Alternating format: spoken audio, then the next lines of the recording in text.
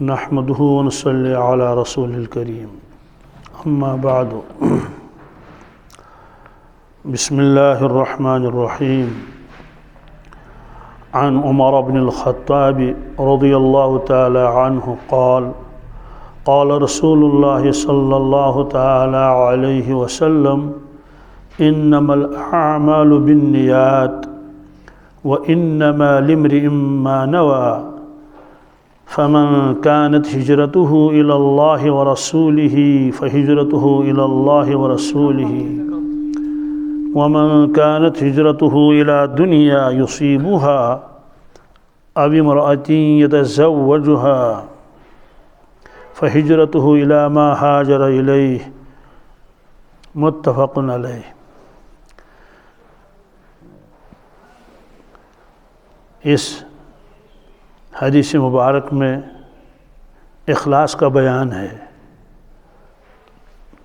روایت فرماتے ہیں حضرت سیدنا عمر بن الخطاب رضی اللہ تعالیٰ عنہ کہ ارشاد فرمایا حضرت رسول اللہ صلی اللہ علیہ وسلم نے انما الاعمال بالنیات، تمام اعمال کا دار و مدار نیت پر ہے۔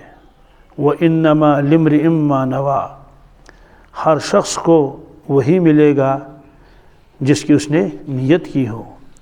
فمن كانت ہجرته الى اللہ ورسولہ، جس شخص کی ہجرت اللہ تعالیٰ کے لیے اور اس کے رسول صلی اللہ علیہ وسلم کے لیے ہو، فہجرته الى اللہ ورسولہ، تو اس کی ہجرت اللہ تعالیٰ کے لیے اور اس کے رسول صلی اللہ علیہ وسلم کے لیے ہے۔ ومن كانت ہجرته الى دنیا، اور جو آدمی ہجرت کرے دنیا کے لیے، یصیبها، اور اس کی نیت ہے کہ وہ دنیا کمائے، دنیا اس کو حاصل ہو،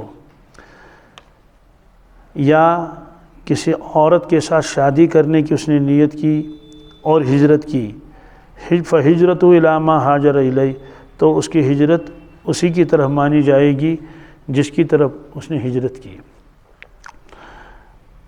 یہ حدیث بہت اہم حدیث ہے، یہ گویا کہ ریڑھ کی ہڈی کی طرح ہے۔ بعض حضرات نے فرمایا یہ سلسل اسلام ہے۔ کیا؟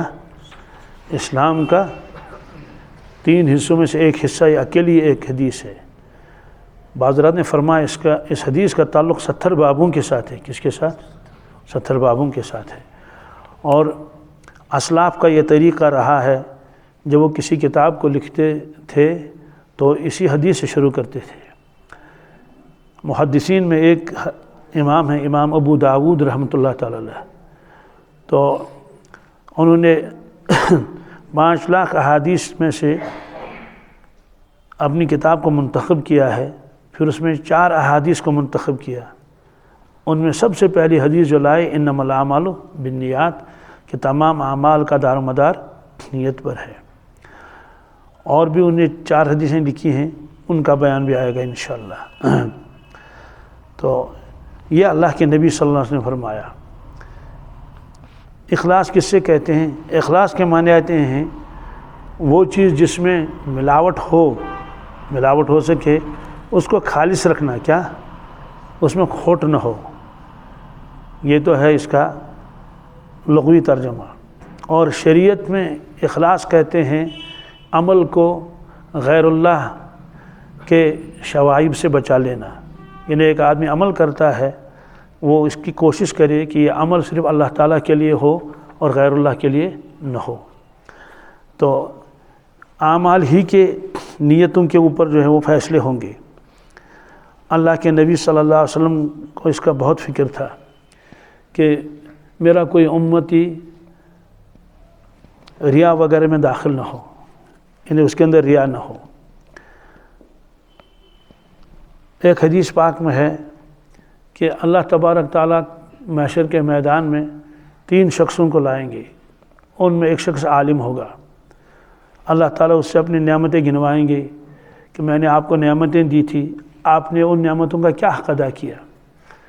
وہ عرض کرے گا یا اللہ، میں نے علم پھیلایا، درس دیا، نمازیں پڑھائیں، خطبے دیے اور کتابیں لکھی، فتوے دیے، اور اسی طرح سے گشت کیا، تعلیم کی، یہ سارا وہ بتائے گا۔ واقعی اس نے یہ سب کام کیے ہوں گے تو اللہ تبارک تعالیٰ اس سے فرمائیں گے کذبتا، تو جھوٹ بول رہا ہے، تو جھوٹا ہے، یہ تم نے سب کیا لیکن آپ نے میرے لیے نہیں کیا۔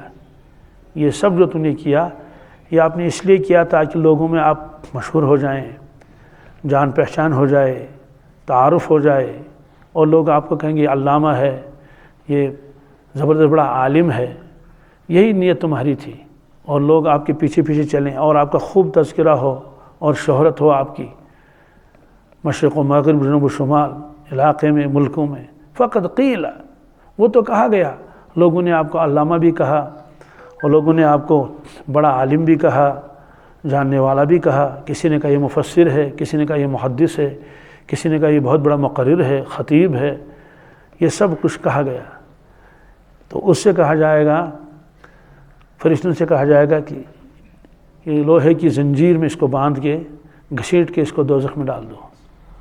اتنا کام اس نے کیا دین کا، اس کو گھسیٹ کے لیا جائے گا اور ڈال دیا جائے گا کس میں؟ جہنم میں۔ کیوں؟ اس نے یہ سب کام کیا لیکن اس نے یہ اللہ تعالیٰ کی رضا اور خوشنودی کے لیے نہیں کیا۔ پھر دوسرے شخص کو لایا جائے گا، وہ بہت بڑا مالدار ہوگا، اللہ تعالیٰ اسے نعمتیں گنوائیں گے کہ میں نے آپ کو اتنی نعمتیں دی، آپ کو مال دے دیا، آپ کے علاقے میں اور لوگ تھے ان کو اتنی دولت نہیں تھی، تو آپ نے اس دولت کا کیا حق ادا کیا؟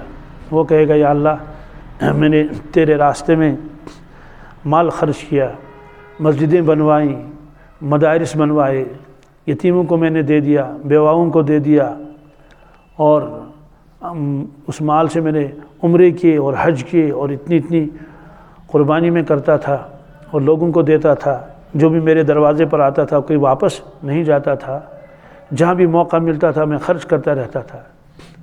تو اللہ تعالیٰ اسے فرمائیں کذبتا، تو جھوٹ بول رہا ہے، جھوٹا ہے، یہ سب کچھ تم نے کیا لیکن تمہاری نیت خراب تھی، تمہاری نیت مجھے راضی کرنے کے لیے نہیں تھی، بلکہ یہ نیت تھی کہ آپ لوگوں میں مشہور ہو جائیں، یہ سخی ہے، یہ بہت خرچ کرنے والا ہے، اور اس طرح سے آپ کی شہرت ہو جائے پورے علاقے میں۔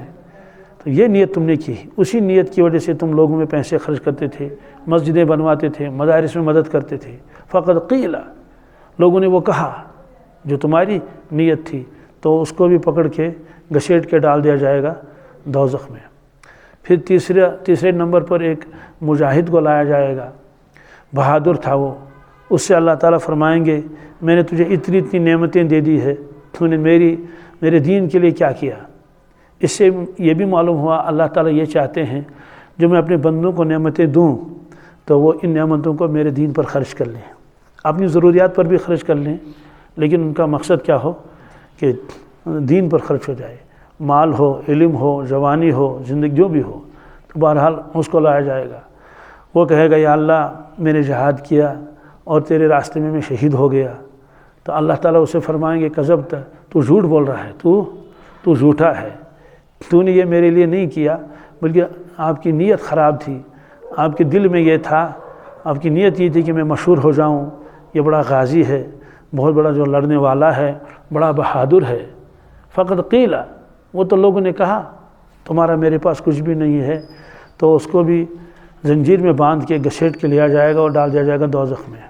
اب دیکھیے ان تین شخصوں نے کوئی گناہ کا کام تو نہیں کیا تھا، شراب نہیں پی تھی، چوری نہیں کی تھی، دوسروں کا حق ضائع نہیں کیا تھا، کسی پر ظلم نہیں کیا تھا، کام تو انہوں نے اچھے کیے تھے۔ ظاہر سی بات ہے دین کو پھیلانا، کتابیں لکھنا، تبلیغ کرنا، گشت کرنا، لوگوں کو بلانا اللہ کی طرف، اللہ کے گھر کی طرف، یہ تو ایسے کام ہے جس سے آدمی جنت میں ہی نہیں بلکہ اللہ تعالیٰ کا محبوب بن جاتا ہے۔ اسی طرح سے مال خرچ کر لیتا آدمی، کتنا ثواب اس کو ملے گا، بہت بڑا ثواب اس کو ملے گا۔ اسی طرح سے کوئی اللہ کے راستے میں نشان دے دے، یہ سارے کام تو انہوں نے کیے ہیں، لیکن چونکہ ان کی نیتیں اچھی نہیں تھی اس کی وجہ سے ان کو بھگتنا پڑا، اور اللہ تعالیٰ ناراض بھی ہوں گے ان کے اوپر۔ اس سے معلوم ہوا کہ جو بھی آدمی کام کر لے گا وہ جو ہے اس میں نیت اچھی رکھے، اگر کسی وقت ذرا سا ریا آیا فوراً توبہ کرنی چاہیے۔ اس کی ایک مثال بھی دیتا ہوں کہ اللہ تعالیٰ فرمائیں گے تمہارا میرے پاس کچھ نہیں ہے، تمہارا میرے پاس یعنی تمہارے اعمال میرے پاس نہیں ہے۔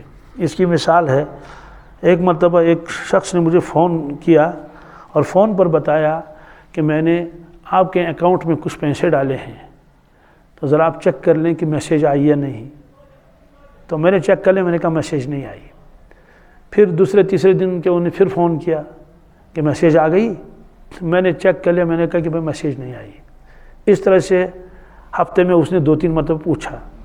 پھر آخر میں نے اس سے کہا کہ بھائی آپ اکاؤنٹ نمبر ذرا بتائیے، آپ نے کس اکاؤنٹ میں یہ پیسے ڈالے ہیں؟ تو فون پر ایسا لگا کہ جیسے اس نے جیب سے کوئی چیز نکالی، کاغذ کا پرچہ ہے، ڈائری، اب وہ ڈیجٹ سنانے لگا، 03599 اور کیا 4 ٹائم 0 ہوتا نا ایسے ہی۔ میں نے کہا ہاں بالکل صحیح ہے۔ جو آخری ڈیجٹ پر پہنچا وہ غلط تھا۔ کیا تھا؟ میں نے کہا یہ تو ہے ہی نہیں۔ اس نے کہا اوہ افسوس کی بات، میں نے تو یہی لکھا ہے۔ میں نے کہا آپ نے غلط لکھا ہے۔ تو اب بتائیے وہ پیسے میرے اکاؤنٹ میں آئے ہوں گے اور کسی کے اکاؤنٹ میں آئے ہوں گے؟ حالانکہ 15 ڈیجٹ تو اس کے صحیح تھے نا، 16واں غلط تھا۔ کیا وہ تو اور کہیں چلا گیا۔ پھر اس نے کیا کیا مجھے یہ معلوم نہیں، کس طرح سے ان سے وہ پیسے وصول کر لیے اور کیا کیا، کتنی مشقت اٹھانی پڑے گی۔ تو اس طرح سے جب ایک آدمی مخلوق کے لیے ایک عمل کرے یا اللہ تعالیٰ کے بھی کرے اور اس میں تھوڑا مخلوق کو بھی کیا کرے، شامل کرے، تو سمجھنا چاہیے اللہ کے اکاؤنٹ میں گیا ہی نہیں، اللہ تعالیٰ کے اکاؤنٹ میں۔ تو جب اللہ تعالیٰ کے اکاؤنٹ میں گیا ہی نہیں تو محشر کے میدان میں اللہ تعالیٰ سے کیا کہے گا میں نے یہ کام کیے؟ اللہ تعالیٰ فرمائیں گے آپ کا کوئی عمل ہمارے اکاؤنٹ میں تو آیا نہیں۔ وہ کہے گا اللہ میں نے حج کیا تھا، تو اس سے کہا جائے کہ وہ مخلوق کے اکاؤنٹ میں چلا گیا۔ میں نے عمرہ کیا تھا، کہیں گے وہ بھی مخلوق کے اکاؤنٹ میں چلا گیا۔ میں نے قربانی کی تھی، 10 بھیڑ قربانی کرتا تھا اور 6 اونٹ، اسے کہیں گے وہ بھی یہاں نہیں آیا۔ وہ کہیں گے میں نے چلہ لگایا تھا، اسے کہ وہ مخلوق کے اکاؤنٹ میں چلا گیا۔ وہ اسے کہا کہ میں لمبی نمازیں پڑھتا تھا، اسے کہیں گے وہ کہ مخلوق کے اکاؤنٹ چلا گیا۔ وہ کہے کہ میں نے درس دیا تھا، تو اس کو بتایا جائے گا کہ یہاں اکاؤنٹ میں تمہارا کچھ ہے ہی نہیں، تو یہاں کیا ڈھونڈتے ہو؟ اور چونکہ ایک قسم کا دھوکہ بھی ہے، اسے اس پر پکڑ ہوگی۔ تو حضرت محمود بن لبید رضی اللہ تعالیٰ عنہ ایک صحابی ہیں، وہ فرماتے ہیں اللہ کے نبی صلی اللہ علیہ وسلم نے ارشاد فرمایا کہ ان اخوف ما اخاف علیکم الشرک الاصغر۔ فرمایا صحابہ، یہ تو صحابہ کو بھی فرمایا، تو ہم کو بھی فرمایا نا، اصل تو ہماری اندر ہی بیماریاں ہیں۔ فرمایا سب سے زیادہ خوف مجھے جس چیز کا ہے آپ کے اوپر وہ شرک اصغر کا ہے۔ کیا؟ چھوٹا شرک۔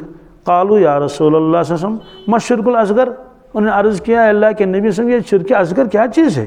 چھوٹا شرک، ہم تو شرک کرتے نہیں، نہ بڑا نہ چھوٹا۔ آپ نے فرمایا الریا، کیا؟ فرمایا کہ دکھاوا، لوگوں کے لیے کام کرنا، یہ شرک اصغر ہے۔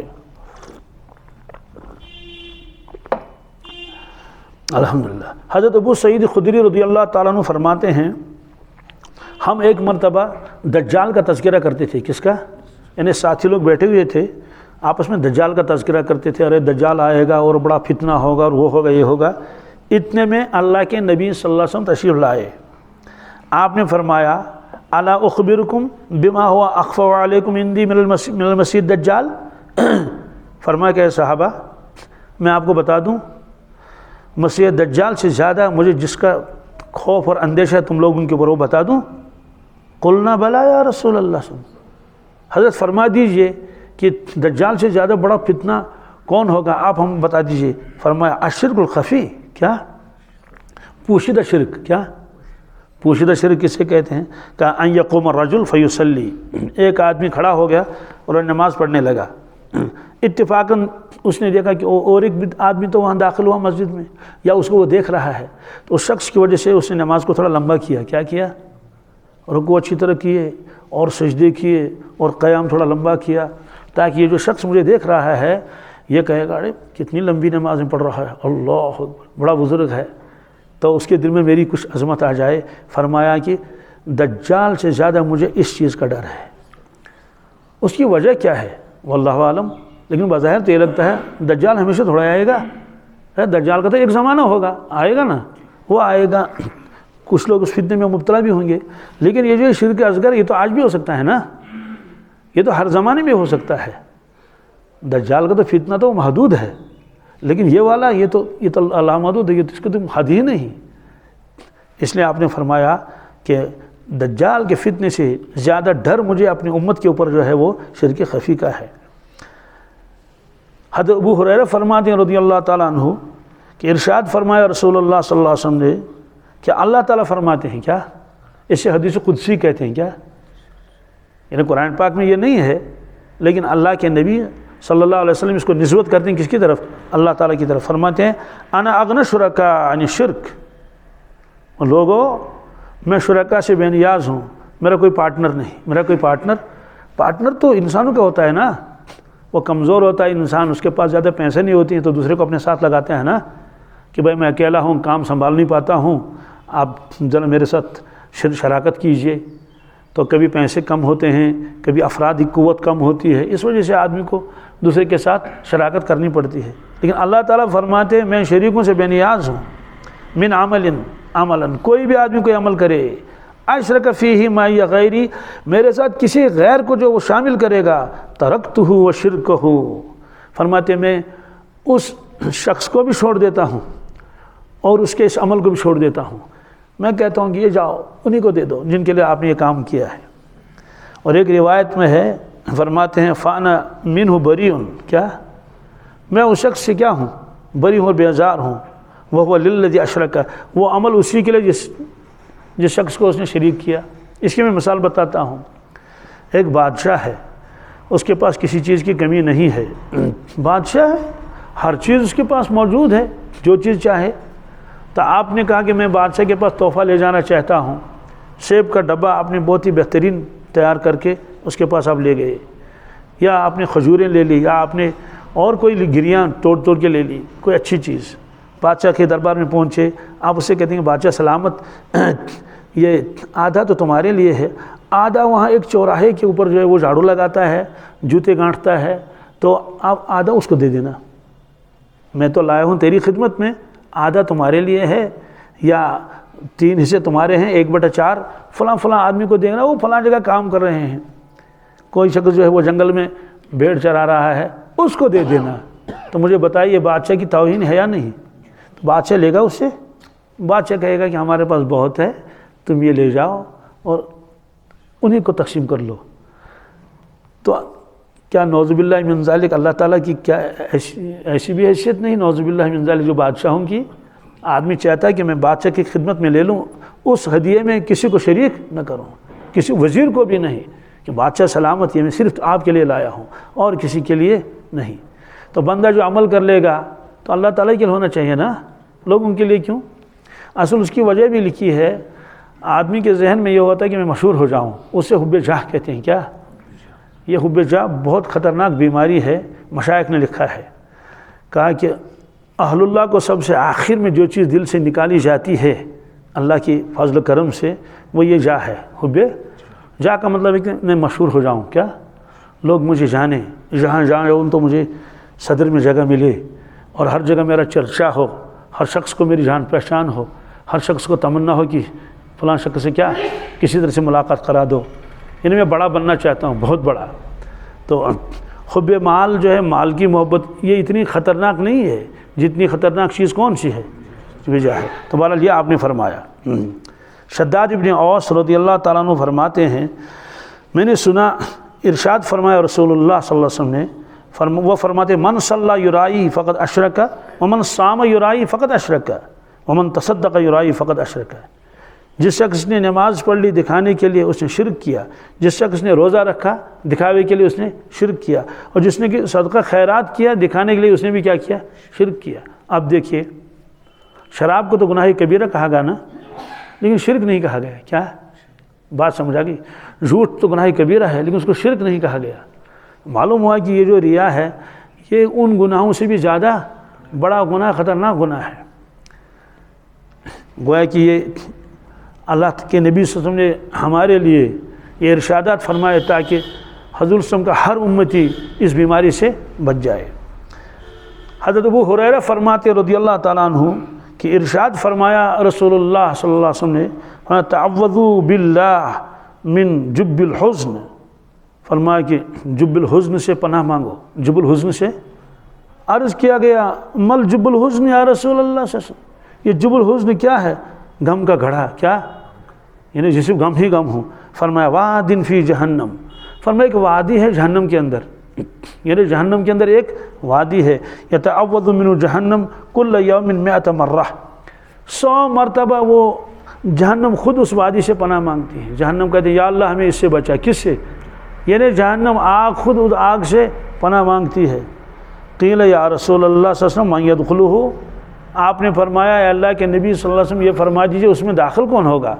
فرمایا القراء المراؤون باعمالہم، فرمایا کہ اس میں وہ قراء علماء داخل ہو جائیں گے جو اعمال کرتے ہیں لوگوں کو دکھانے کے لیے۔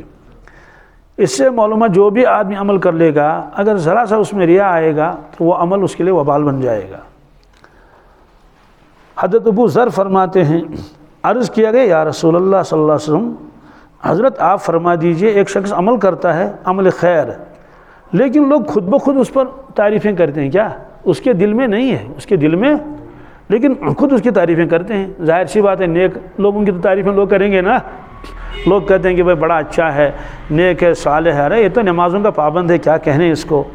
تو اور فرمایا کہ لوگ اس سے محبت بھی کرتے ہیں، تو کیا یہ بھی ریا میں آئے گا؟ اس کے دل میں تو ریا ہے ہی نہیں، لیکن لوگ اس کو اچھا سمجھتے ہیں، اس کی تعریفیں کرتے ہیں۔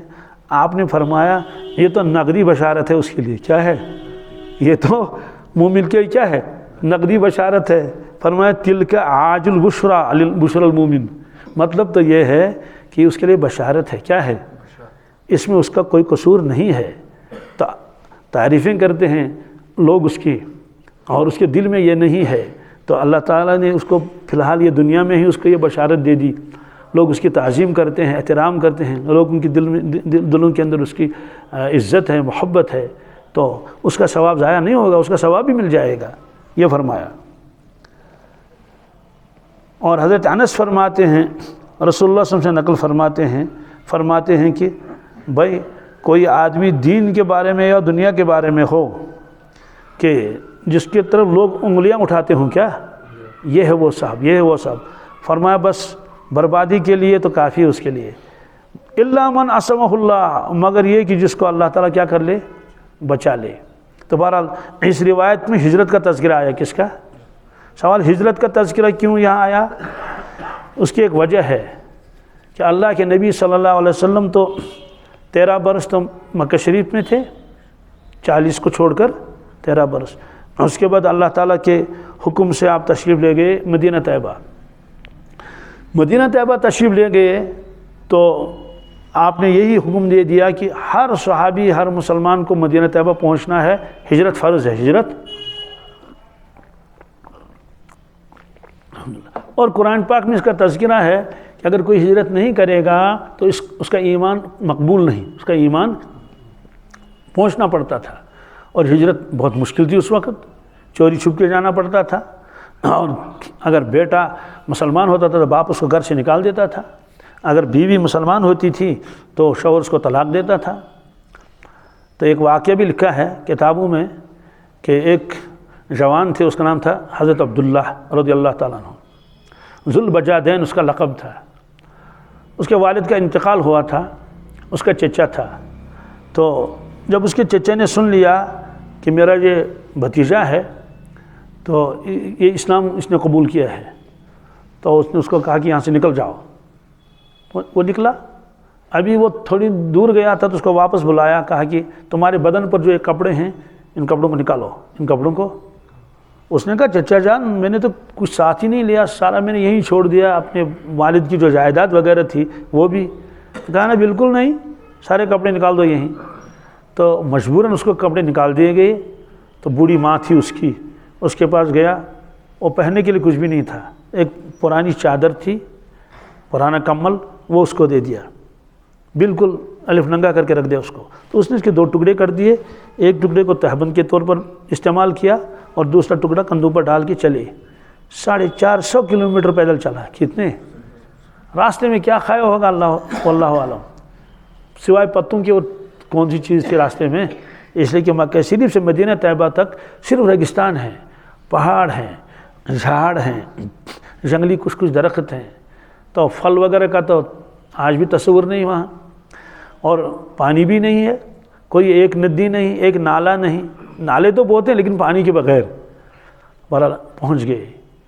جب وہاں ملاقات ہوگی اللہ کے نبی صلی اللہ علیہ وسلم جب دیکھا کہ عبداللہ ایسے آیا ہے، سمجھ گئے بڑی پریشانی اٹھائی ہوگی اس نے، فرمایا عبداللہ تمہارے کپڑے کہاں ہیں؟ اس نے کہا یا رسول اللہ صلی اللہ علیہ وسلم میرے چچا نے تو میرے کپڑے بھی نکال دیے، وہی 2 ٹکڑے اس کے پاس تھے۔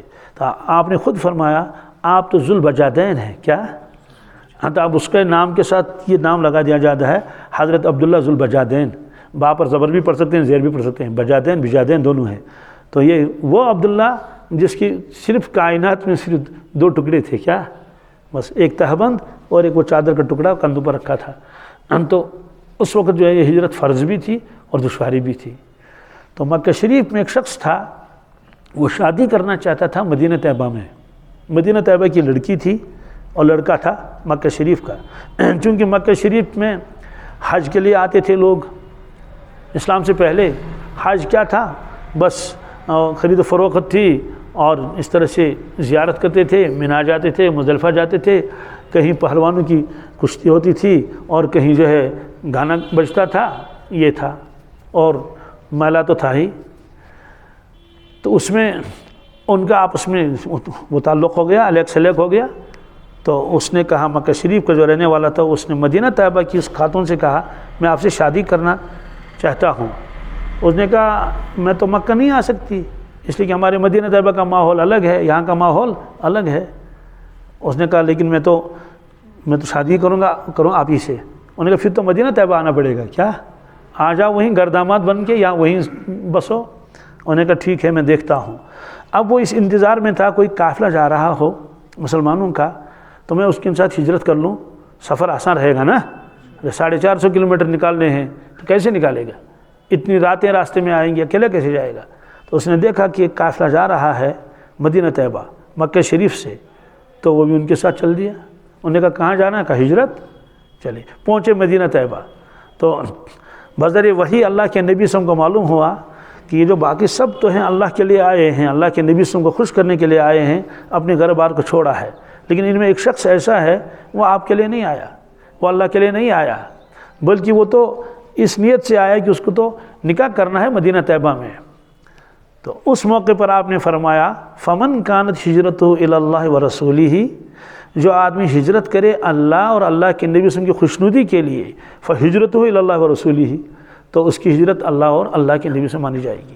اس سے فقہاء کرام نے ایک مسئلہ اور بھی لکھا ہے کہ ہم جو کہتے ہیں کہ عمل صرف اللہ کے لیے کرنا چاہیے، تو اگر کوئی کہے گا میرا نبی بھی مجھ سے راضی ہو جائے تو یہ ریا میں نہیں آئے گا، یہ شرک میں نہیں آئے گا، اس لیے کہ جس سے اللہ راضی ہوگا اس سے اللہ کا نبی بھی راضی ہوگا، جس سے نبی صلی اللہ علیہ وسلم راضی ہوں گے اس سے اللہ بھی راضی ہوگا، چونکہ آپ نے خود فرمایا جس کی ہجرت اللہ کے لیے ہو، اللہ کے رسول صلی اللہ علیہ وسلم کے لیے ہو، کیا ہو؟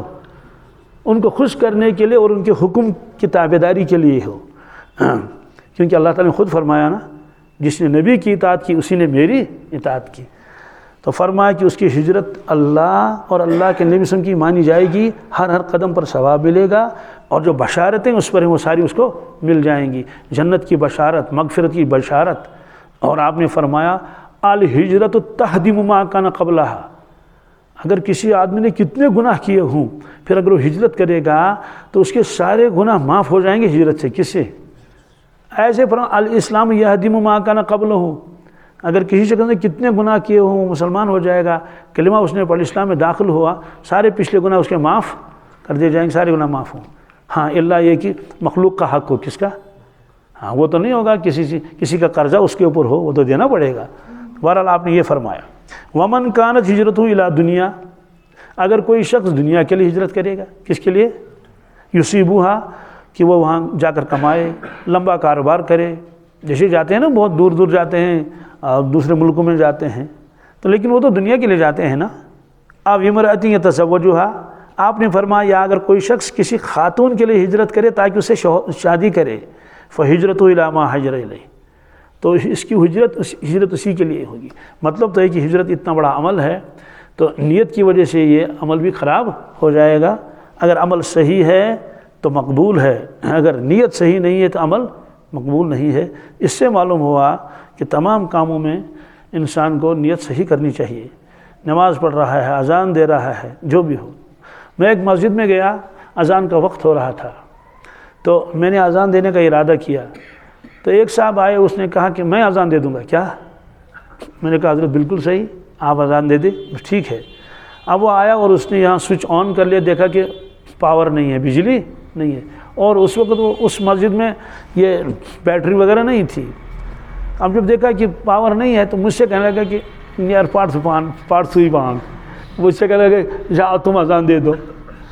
تو میرے دل میں آیا اگر اس کو اذان دینی تھی اللہ کے لیے تو چاہے پاور ہو یا نہ ہو، تو اور اس میں کیا نیت تھی اس کی تو اللہ عالم، میں جا کے میں نے اذان دے دی۔ اصل میں بعض مرتبہ ایسا بھی ہوتا ہے نا، تاکہ لوگوں کو معلوم ہو جائے میری آواز کیسی ہے اور میں کس طرح سے اذان دے رہا ہوں۔ تو اگر اللہ کے لیے اذان دینی تھی تو چاہے پاور ہو یا نہ ہو، تو دونوں شکلوں میں ہے نا۔ تو کبھی ایسا بھی ہوتا ہے کہ آدمی کو ایک عمل کرنا ہے اس کو لوگوں کو دکھانے کے لیے، جب دیکھیں گے لوگ تو عمل کرے گا، جب لوگ نہیں دیکھیں گے تو عمل نہیں کرے گا۔ بہرحال میں نے بتا دیا، اس حدیث کو بتایا یہ سلسل اسلام ہے کیا جی، بہت دار و مدار ہے کس کے اوپر؟ نیتوں کے اوپر۔ اور تداخلی نیت بھی ایک مستقل مسئلہ ہے۔ تداخلی نیت کسے کہتے ہیں؟ کام ایک ہے کیا، ثواب بہت ہے۔ کیسے؟ مثلا ایک آدمی مسجد میں گیا، ایک تو اس نے نیت کی میں جماعت کے ساتھ نماز پڑھ لوں گا، قدم قدم پر ثواب مل جائے گا، گناہ معاف ہو جائیں گے، درجات بلند ہو جائیں گے۔ اس کے ساتھ ساتھ اس نے یہ بھی نیت کی کہ وہاں میں ساتھیوں سے ملاقات کروں گا، کیا ساتھیوں کے ساتھ؟ تو یہ جو اس نے نیت کی ساتھیوں کے ساتھ ملاقات کروں گا، اس کا ثواب الگ ملے گا، اس کا ثواب۔ اور اس نے یہ بھی نیت کی کہ وہاں جماعت آئی ہے، ان سے ملاقات ہو جائے گی، تعارف ہو جائے گا، تو اس کا ثواب الگ ملے گا۔ اور اس نے یہ بھی کہا کہ وہاں ایک معتکف ہے، وہ سنا ہے کہ بیمار ہے، 2-3 دن سے اعتکاف میں بیٹھا ہوا ہے، تو اس نے نیت کی کہ اس کی عیادت بھی کر لوں گا، اس کی عیادت بھی کر لوں گا، تو اس کا ثواب الگ ملے گا۔ اور اس نے یہ بھی دیکھا کہ حمام میں کبھی پانی نہیں رہتا ہے، تو میں ذرا جا کے دیکھ لوں اس میں پانی ہے یا نہیں، اگر نہیں ہوگا تو پانی اس میں بھر دوں گا، نل چھوڑ دوں گا، تو اس کا ثواب الگ ملے گا۔ اور اگر اس نے یہ بھی نیت کی کہ میں جھاڑو لگاؤں گا وہاں، کہاں؟ مسجد میں، اگرچہ وہاں جھاڑو لگانے کی ضرورت نہیں تھی، مثلا وہاں جب کسی نے جھاڑو لگایا تھا، پانی بھی کسی نے بھر لیا تھا، یہ سارے کام کیے تھے، لیکن اس نے یہ بہت ساری نیتیں کی، فرمایا کہ ہر نیت کا الگ الگ ثواب ملے گا۔ اس طرح سے جہاں بھی ہم لوگ جائیں تو کئی نیتیں کر لیں۔ بازار جائے گا سودا خریدنے کے لیے، ساتھ میں یہ بھی نیت کرے میں چوتھا کلمہ راستے میں بازار میں پڑھ لوں گا، اس لیے کہ اللہ کے نبی صلی اللہ علیہ وسلم نے فرمایا جو آدمی بازار جائے گا اور چوتھا کلمہ پڑھے گا اس کے لیے اتنی نیکیاں ہیں۔ ساتھ میں یہ بھی نیت کی جو لوگ مجھے ملیں گے تو میں سلام کروں گا، کیا؟ جو سامنے آیا السلام علیکم، کیونکہ آپ نے فرمایا افشوا السلام، سلام کو پھیلاؤ۔ تو اب شخص وہ تو گیا کیا کرنے کے لیے؟ سودا خریدنے کے لیے، لیکن اتنی ساری نیتیں اس نے کی تو ہر نیت کا اس کے لیے الگ الگ ثواب مل جائے گا۔ اور بلکہ نیت کیا کی، اگر کوئی خرچ بھی نہیں کیا، اچھی نیت کی، اس پر بھی اس کا ثواب ملے گا۔ مسجد تعمیر ہو رہی تھی، کسی محلے کی مسجد، کسی گاؤں کی مسجد، وہ وہاں سے نکلا، دیکھا کہ اوہو انہوں نے تو اس پر چھت لگایا ہے اور بلیو کلر کا ٹین بھی لگایا، تو دل میں خوشی ہو گئی، زبان سے نہیں کہا شکر خدا اس کا، مسجد بنو پاش ہے نا، تو دل میں خوش ہو گئے، اس پر اس کو ثواب ملے گا۔ اللہ کے گھر کو دیکھ کر تمہارے دل میں خوشی آئی۔ ایسے ایک آدمی جا رہا ہے، کسی ہمسائے نے مکان بنایا بہت اونچا، تو دل میں حسد آ گیا کہ اس کو سوگا سن، اس کو سیگا سن، ہے نا، تو اس کے بارے میں حسد آ گیا، یہ ہونا چاہیے، ہونا چاہیے، زبان سے کچھ نہیں کہا، فوراً اس کے اوپر گناہ لکھ دیا جائے گا، تو نے یہ جو نظر ڈالی اس کے مکان کی طرف، تمہاری نیت صحیح نہیں تھی۔ تو بہرحال خلاصہ یہ ہے، ہر کام میں ہم کو اس چیز کا خیال رکھنا چاہیے، انما الاعمال بالنیات۔ جی